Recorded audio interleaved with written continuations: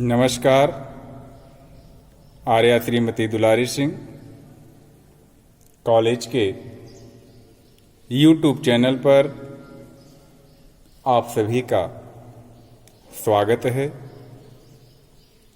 आज हम आपको DLED सेकेंड सेमेस्टर विषय सामाजिक अध्ययन के अंतर्गत चैप्टर 14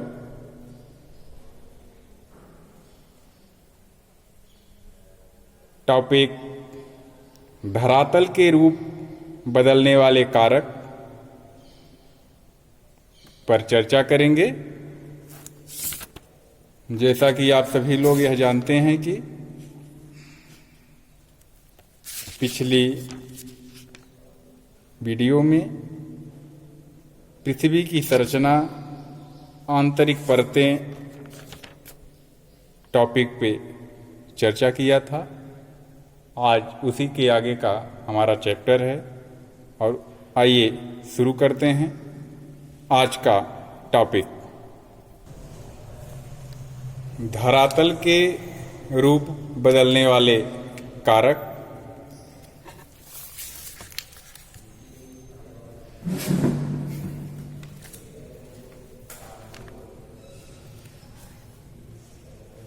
जिन शक्तियों की उत्पत्ति भूगर्भ में एवं जिनका प्रभाव भूगर्भ और भूतल दोनों पर होता है उन्हें आंतरिक शक्तियां कहते हैं।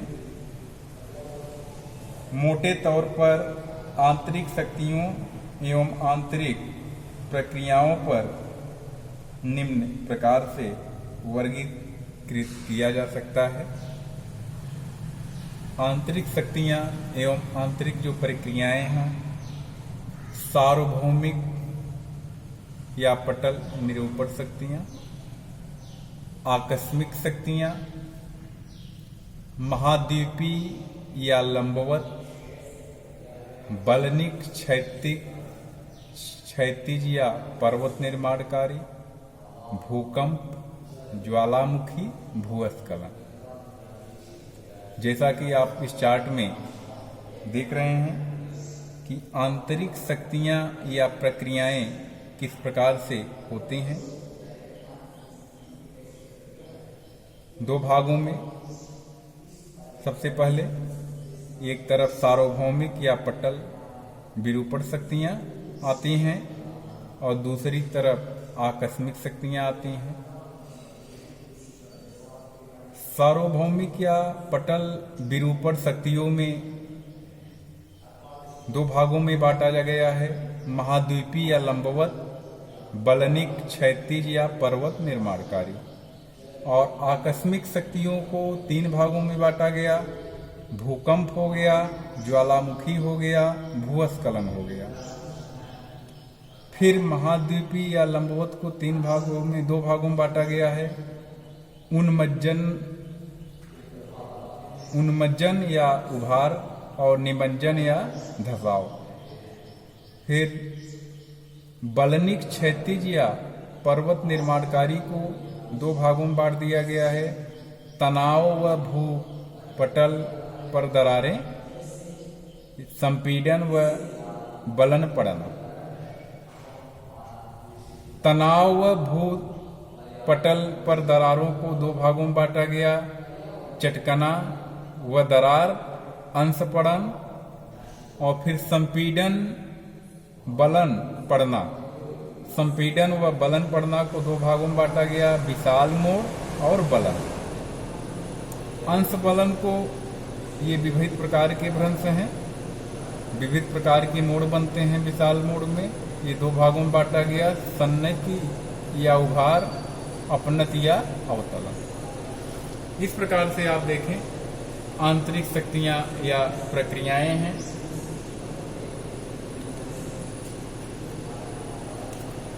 अब सार्वभौमिक या पटल विरूपण शक्तियां क्या हैं, इस पे हम चर्चा करेंगे। सार्वभौमिक या पटल विरूपण शक्तियां वे शक्तियां होती हैं जैसे पृथ्वी का तल अपने भूवैज्ञानिक कालों में हमेशा ही समान नहीं रहा है। इसमें अनेक प्रकार से निरंतर परिवर्तन आते रहते हैं। इसी कारण जहां आज अरावली की पहाड़ियां हैं, वहां कभी विशाल हिमालय जैसे पर्वत एवं जहां आज गंगा सिंधु का मैदान है, वहां कभी सागर हुआ करता था। इसी भांति महाद्वीपों की स्थिति भी आज के जैसी नहीं थी। यह सभी परिवर्तन पृथ्वी के गर्भ या भीतरी भागों में क्रियाशील उन विशेष शक्तियों का प्रभावी परिणाम है जिनमें भूसंचरण व पटल विरूपण होता रहता है। इसी भांति भूगर्भ में यकायक उत्पात की स्थिति बनने से भूतल पर भूकंप, ज्वालामुखी आदि तत्काल प्रभावी हो जाते हैं। इसके बाद है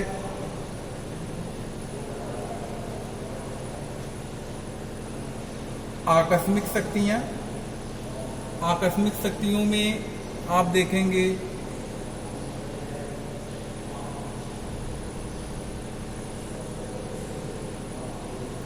भूकंप, ज्वालामुखी और भूस्खलन। आकस्मिक शक्तियों में आते हैं महाद्वीपीय या लंबवत उन्मजनन या उभार क्या है। सामान्यतः सभी महाद्वीपों में लंबे काल के समय उन्मजन का प्रभाव रहता है, कहीं या छोटे क्षेत्र में तो कहीं विशाल क्षेत्र में। उन्मजन के प्रभाव दो भिन्न भिन्न प्रदेशों में मिलते हैं। जब यह क्रिया अंतर्देशीय होती है तो आंतरिक भाग की प्रभाव प्रणाली एवं ढाल क्रम स्पष्टतः प्रभावित होता है। उदाहरण के तौर पे आप देख सकते हैं जैसे राजस्थान, दिल्ली एवं पंजाब का हिस्सा पिछले 1-1.5 वर्षों में सनय सनय ऊपर उठता रहा। इसी से सरस्वती का पानी सूखता गया, सतजल का मार्ग पश्चिमवर्ती एवं यमुना का मार्ग अधिक पूर्ववर्ती हो गया। मध्य एशिया एवं अफ्रीका के आंतरिक भागों में ऐसे प्रमाण अधिक देखने को मिलते हैं जब यह उन्मजन की क्रिया तटीय भागों में होती है, तो उसके विशेष लक्षण अधिक स्पष्टता से देखे जा सकते हैं। निमज्जन शक्तियां क्या हैं? निमज्जन गतियां, इसमें भूमि का एक भाग निकटवर्ती क्षेत्रों के नीचे धंस जाता है। विश्व में अनेक भागों में अंतर्देशीय एवं तटीय प्रदेशों में वर्तमान एवं पूर्व युग में हुए निमज्जन के प्रमाण आज भी दिखाई देते हैं। पश्चिमी साइबेरिया एवं कैस्पियन की निम्न भूमि मुख्यतः भूवैज्ञानिक कालों में हुई निमज्जन गतियों के प्रभाव से ही बन सकी है। भारतीय तट पर अनेक स्थानों पर निमज्जन के स्पष्ट प्रमाण दिखाई देते हैं। सोमनाथ एवं काठियावाड़ का तटीय भाग निमज्जन से प्रभावित रहा। यहाँ की प्रागैतिहासिक द्वारका के सांस्कृतिक लक्षण जैसे भवन, मंदिर अवशेष समुद्र में डूबे मिलते हैं। बंबई तट के निकट छिछले समुद्र में पेड़ों के तने खड़े पाए गए हैं। संयुक्त राज्य में मैक्सिको की खाड़ी का उत्तरी तट इसी प्रकार की निमज्जन की गतियों से प्रभावित रहा है। यानी कि जो निमज्जन गतियां हैं, भूमि का एक भाग निकटवर्ती क्षेत्रों के नीचे धंस जाता है। क्षैतिज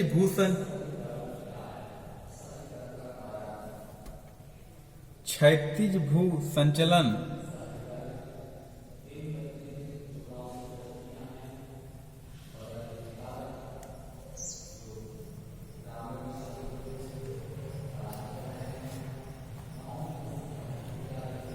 वलन क्या है?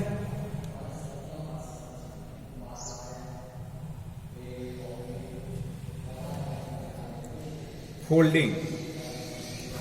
वलन एक बृहद वलन में क्षैतिज तल पर खिंचाव या दबाव के कारण मोड़ या वलन पड़ते हैं।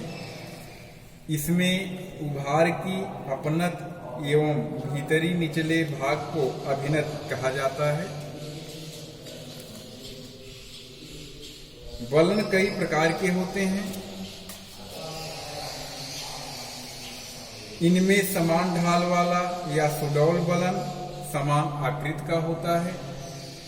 एकनत वलन में मोड़ के झुकाव की दिशा एक ओर ही होती है, जबकि यदि अनेक प्रकार के वलन मिल जाएं तो उसे पंखाकार वलन कहते हैं।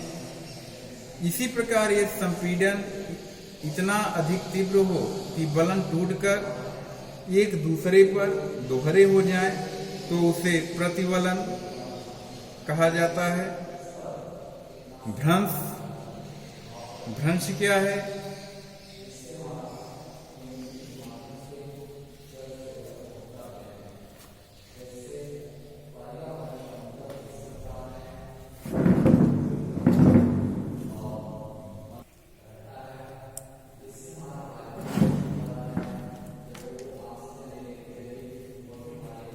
भ्रंश जहां क्षैतिज भू संचलन में संपीड़न या खिंचाव होने पर वलन पड़ते हैं, वहीं तनाव की दिशा में भूतल पर विभंग या भ्रंश एवं चटकने की क्रिया होती है। कई बार तेजी से संपीड़न होने पर वलन के साथ साथ विभंग भी हो सकता है, जैसा कि पूर्व में परिवलन की दशा में समझाया गया है। भ्रंश भी वलन की भांति अनेक प्रकार के होते हैं। यहाँ पर भ्रंश के जो उनकी आकृतियों, साधारण भ्रंश, इसमें लंबवत भ्रंश भी कहते हैं। साधारण भ्रंश को लंबवत भ्रंश भी कहा जाता है। यह खड़े ढाल वाला होता है। पानी भ्रंश, इसमें एक साथ कई भ्रंश सीढ़ी नुमा विकसित होते हैं। ऐसे सभी भ्रंश ढाल की एक ही दिशा में विकसित हो जाते हैं। विपरीत भ्रंश, इसे व्युत्क्रम भ्रंश भी कहते हैं। इसमें चट्टानों का एक खंड दूसरे पर विपरीत दिशा में बढ़ जाता है, जैसा कि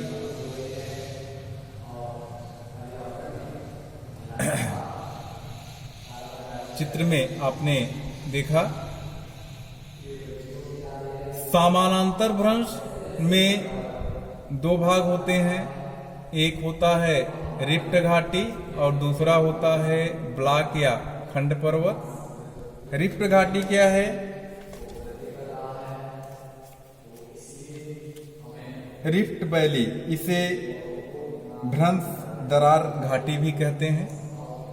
इसमें इसके निर्माण में चट्टानों का मध्यवर्ती स्तर नीचे की ओर भ्रंश के प्रभाव से चला जाता है, जैसा कि पूर्वी अफ्रीका की महान दरार घाटी में हुआ है। इसी प्रकार से नर्मदा नदी बहती है। अतः इसमें दो समानांतर प्रायः भ्रंश कई किलोमीटर तक प्रभावी रहती है। यह घाटी गहरी, सकरी व लंबी होती है। राइन नदी भी रिफ्ट घाटी से होकर बहती है। ब्लॉक या खंड पर्वत रिफ्ट घाटी के विपरीत दिशा में दो समानांतर प्रायः भ्रंश के मध्यवर्ती भाग में उभार या उत्थान हो जाने के ब्लॉक या खंड पर्वत का निर्माण होता है। कई बार संपीड़न से भी मध्यवर्ती भाग तेजी से ऊपर उठ जाता है। ब्लैक फॉरेस्ट फ्रांस एवं फोस्ट पर्वत जर्मनी के इसके महत्वपूर्ण उदाहरण हैं। तनाव एवं संपीड़न के प्रभाव में विशिष्ट भ्रंश प्रक्रिया को भी समझाया गया है। ज्वालामुखी। ज्वालामुखी क्या है?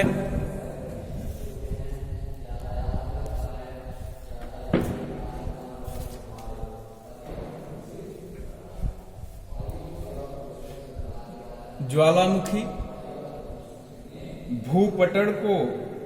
भूपटल को फोड़कर धुआं, राख, वाष्प एवं गैसों के बाहर निकलने की क्रिया को ज्वालामुखी कहते हैं।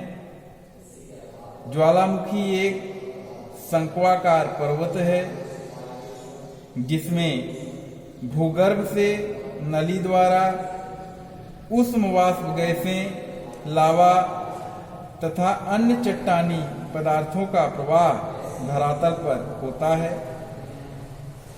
ज्वालामुखी का तात्पर्य केवल उस छिद्र या दरार से है जिसके द्वारा भूगर्भ से लावा गैसें, वाष्प एवं राख आदि पदार्थ समय समय पर बाहर निकलते रहते हैं।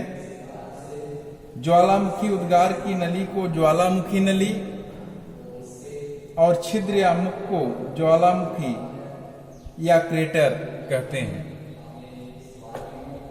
ज्वालामुखी क्रिया के कारण क्या क्या हैं? ज्वालामुखी क्रिया के निम्नलिखित कारण होते हैं, जैसे भूतापीय एवं रासायनिक प्रतिक्रियाओं एवं विघटनात्मकता के कारण पृथ्वी के गर्भ में ऊष्मा की उत्पत्ति होती है, जिससे भूगर्भ के पदार्थों का आयतन बढ़ जाता है और वे बाहर निकलने को सतत प्रयत्नशील रहते हैं। दूसरा, भूगर्भ की गैसें तीव्र ताप के कारण तरल हो जाती हैं। तरल होने के साथ ही उनका आयतन बढ़ जाता है और वे बाहर निकलने का प्रयास करती हैं, जिसके परिणाम स्वरूप ज्वालामुखी उत्पन्न हो जाता है। पृथ्वी के आंतरिक भाग में मौजूद गैसें, तरल, लावा, पृथ्वी की हलचल और मैग्मा पर गैसों एवं वाष्प का दबाव पड़ने से फैलती है और लावा को ऊपर फेंकती है, जो उद्गार के साथ जलवाष्प और राख के साथ निकलता है। भूमिगत जल से वाष्प बनती है, जिससे गैसें फैलती हैं। गैसों के कारण ज्वालामुखी का उद्भेदन होता है। उपयुक्त सभी कारणों से लावा, वाष्प तथा गैस पृथ्वी की बलन, भ्रंशन और अन्य हलचलों से पपड़ी जहाँ भी कमजोर होती है, वहाँ से मैग्मा तोड़कर बाहर निकलने का प्रयास करता है। पपड़ी को तोड़कर बाहर निकलना ही ज्वालामुखी उद्भेदन होता है। ज्वालामुखी का वितरण। ज्वालामुखी विश्व में ज्वालामुखी के प्रमुख 7 केंद्र हैं। पहला, परिप्रशांत पट्टी, परिप्रशांत पेटी। ये पेटी प्रशांत महासागर के चतुर्दिक विस्तृत है। यह दक्षिणी अमेरिका की इंडीज पर्वत श्रृंखला से प्रारंभ होकर मध्य अमेरिका, मैक्सिको, पश्चिमी संयुक्त राज्य अमेरिका, अलास्का से होती हुई एलुसियन द्वीप तक पहुंचती है। यहाँ से यह पेटी एशिया महाद्वीप के कमचटका प्रायद्वीप तथा क्यूराइन द्वीप समूह से होती हुई जापान, फिलीपींस, सेली बीच, न्यूगिनी, सलोमन द्वीप और अंत में न्यूजीलैंड पहुंचकर समाप्त हो जाती है। इस पेटी में विश्व के लगभग 2/3 ज्वालामुखी पाए जाते हैं। दूसरा है प्रशांत महासागर में विस्तृत ज्वालामुखी क्षेत्र।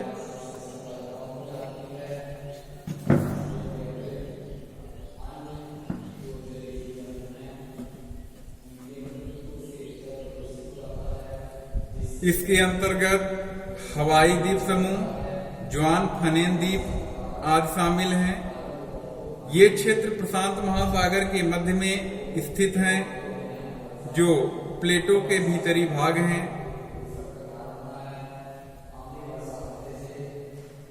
तीसरा है हिंद महासागरीय पेटी। इस पेटी में जावा, सुमात्रा तथा बाली द्वीप सम्मिलित हैं। अरब अफ्रीका पेटी,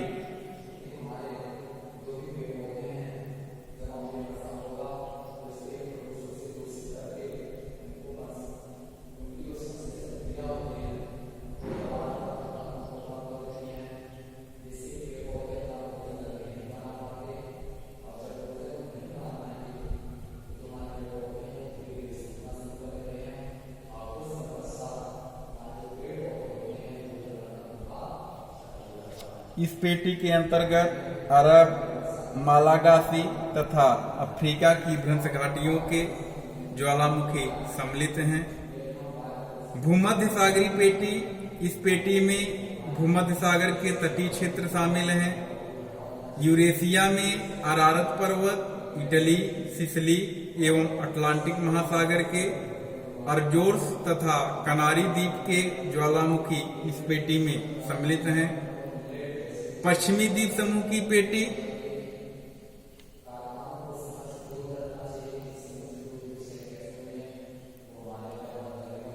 इस पेटी में